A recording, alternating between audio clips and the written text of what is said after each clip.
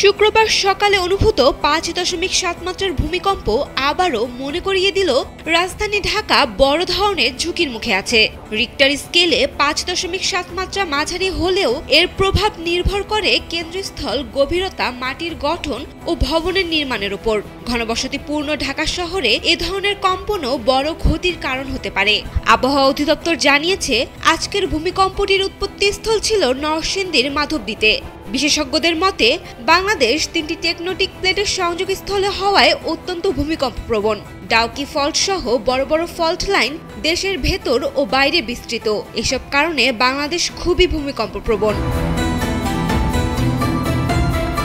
ভূমিকম্প অনুভব করার জন্য যে নিজের দেশে উৎপত্তি হতে হবে এমন না। সাধারণত পার্শ্ববর্তী দেশে ৭ মাত্রা বা তার বেশি ভূমিকম্প হলে বাংলাদেশে বড় ক্ষতির আশঙ্কা থাকে।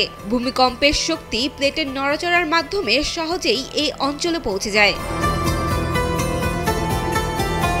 বাংলাদেশ জাপানের মতো উচ্চ ভূমিকম্প প্রবণ না হলেও প্রস্তুতি অপ্রতুল।